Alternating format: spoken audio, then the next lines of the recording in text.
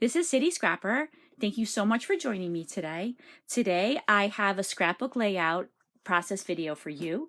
And in this video, I'm going to be sharing a layout that I'm making with this cut file. I got this cut file from the PaperPassionPosh Etsy shop, and I will link the shop below so that you could check out this background. This is a hot air balloon background and all the other beautiful cut files that are in the shop. In addition to using the cut file, I also use the inspiration from the mood board for this month. And the mood board has all these colors: red, turquoise, darker blue, yellow, and it also has a gray color that I'm going to try to incorporate into my mixed media background. I've already backed this with some papers that I had in my stash that I thought went well with the mood board. Some of the papers are from Echo Park Anything Goes, and some of the papers are from a really older Pebbles collection called Fresh Goods. And I backed the balloons with those papers, with those pattern papers, and then I backed the clouds with an embossed white paper. It's a little tiny dot, and it's not super noticeable, but it just adds a little bit of something extra to the cut file. So I have that backed. I also picked out some papers. So I'm going to be using these papers. These are from those same collections that I just mentioned. And I picked a yellow for the back and then a small border, a small red border for around my cardstock. And I've already cut my cardstock to size. The cardstock that I use is a 120-pound copy paper. It's a smooth copy paper that I buy in large quantities, in reams, and it's meant to be used in copy machines, but it's a really beautiful heavyweight paper. It's smooth and it comes in sheets of 12 by 18, so it's perfect. I just have to cut it down and it's ready to use. So I'm going to be using that with my cut file, and I'm going to be incorporating this picture of my daughter and her boyfriend at graduation, and I'm going to be creating a mixed media background, and I'm thinking of calling it something like The Sky's the Limit, just to kind of go with the whole graduation theme.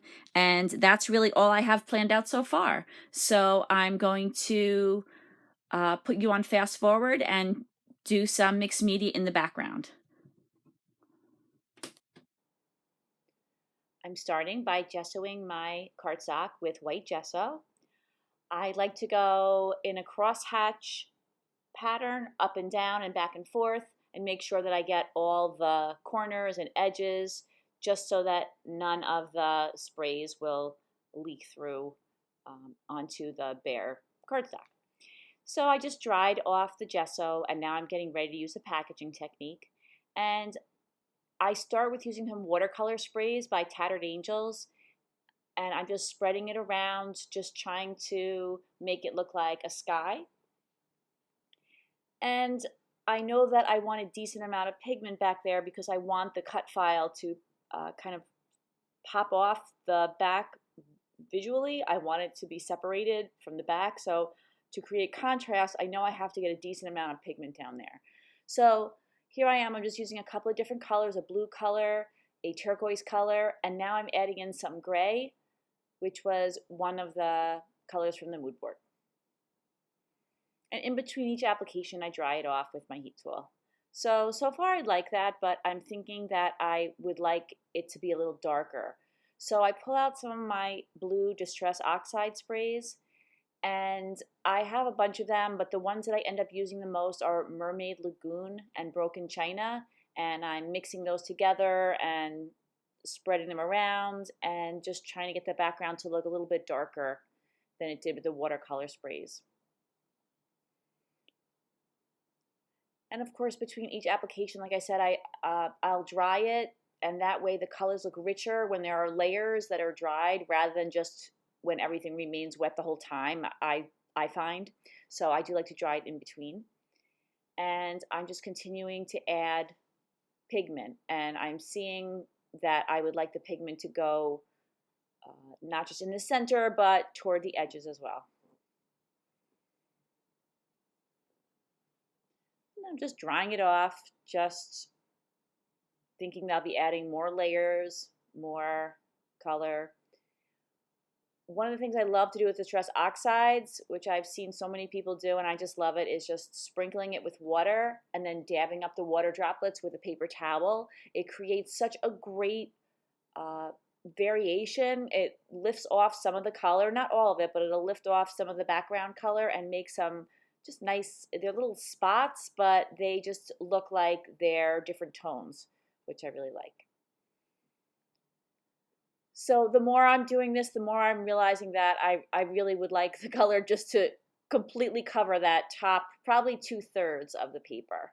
So I'm continuing to add sprays up there, continuing to dry it in between, and now I'm using my my plastic spatula. I got that at the Dollar Tree, and some Heidi Swapp texture paste. It's iridescent, so it looks white right now, but when it dries, it really is more of a translucent look.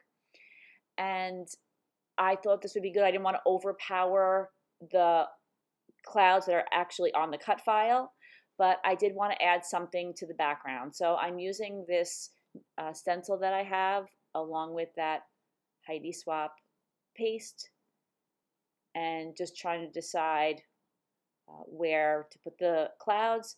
Right now I'm starting with a diagonal configuration of the clouds, but I'm going to add more in a little while. And in addition to there being clouds and circles, there's also stars in that stencil, and I take the stars out. I'm trying to avoid them, but sometimes the stars are very close to the clouds, so then afterwards I just kind of use my spatula and remove those stars because it's a day scene.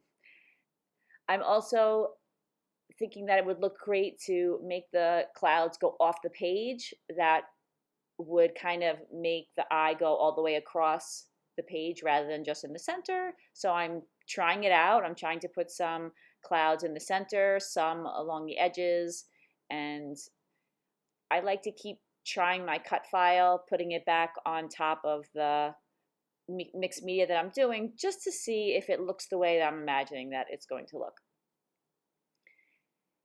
And just using, again, my spatula and the Heidi Swapp paste just to make some more clouds. And I do end up making quite a few clouds. I know my picture is going to go in that center area toward the bottom, so I stop the clouds in about the same place that I stop the sprays. So now at this point, I'm thinking I want a little bit of a darker blue. And I had never used it before, but I have a magical there and a magical powder, and I wanted to try that out. I wasn't sure about the color, but in the end I end up really liking the color and being happy with it. I put a little bit too much powder on that one place to begin with, so I had to kind of use my paper towel to get that up and my brush to spread it around. If you look on the upper right-hand corner, well, now I dabbed it away, but there was a bit of like a fuchsia, and the magicals do have more than one color in them also. They'll have like an undertone, and I didn't really want too much of that color because it's not part of my color scheme. So when I saw a lot of that color, I just kind of dabbed it up. It wasn't hard to do.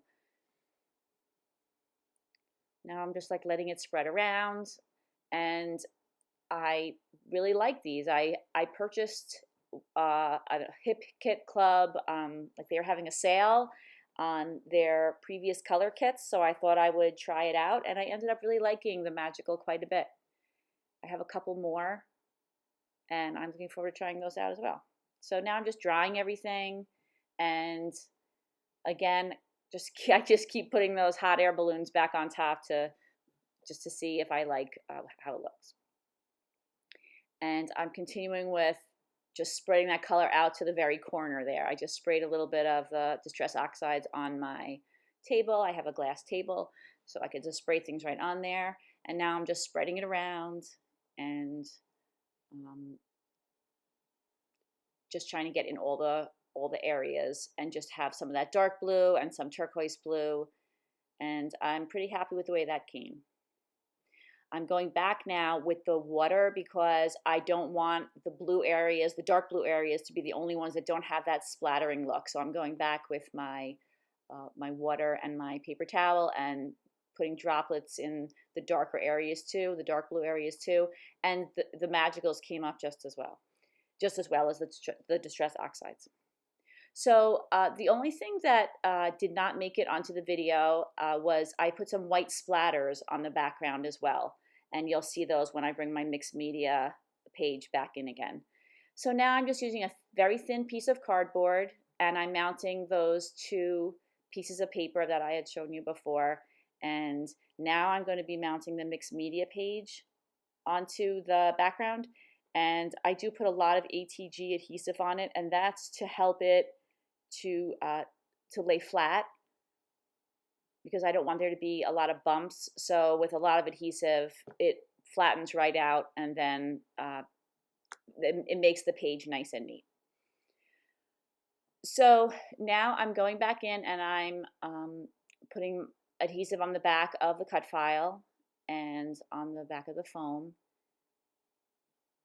And I don't know if you could tell from the video, but this particular roll of adhesive is super, super sticky. So when I stop the adhesive, it doesn't break off. So I was struggling with it a little bit there, but it ended up working out. So now I'm trying to position the hot air balloons. I reposition them several times, which is why I like to use the ATG, because it will stay if I don't mess with it, but I also can reposition it. And I actually had already done it. I moved I could see that center hot air balloon. I moved that up a little bit. Now, off camera, and I apologize because when I filmed, my camera filmed in the wrong orientation and it was sideways. I have to be more careful of that with this camera that I'm using. Sometimes it shifts and I don't notice it. But I had already picked out my letters, and I picked out numbers for 2019. And I also put some iridescent jewels. I have iridescent tiny, tiny lines of jewels, and I put those on the hot air balloons just to add a little something extra there. I just felt that a little something extra was needed. And excuse my head, but I just wanted to show you how I'm just trying to line up the words on both sides using the T-square. And those letters don't stick very well at all. They're older letters, and I really love the color, and I like the font, but I just have to glue them down. It's not a big deal. I also thought it would be nice to have numbers, one from different colors in the mood board. So the 2019, I just pulled that from all different number stickers that were in my stash. So now I'm finally thinking another nice touch would be some photo corners, and the same way I used different colors in the year, I thought that using different colors for the photo corners would look nice as well. And I'm just using an old photo corner punch and punching them out of the same papers. And that's my layout. And here are some close-ups. Thank you so much for joining me today. I hope if you like this layout, you'll give me a thumbs up. And thank you so much to my current subscribers for subscribing to my channel. And if you're not a subscriber, I hope you'll consider subscribing. And I hope everybody has a fantastic day, and I hope to see you again soon. Bye-bye.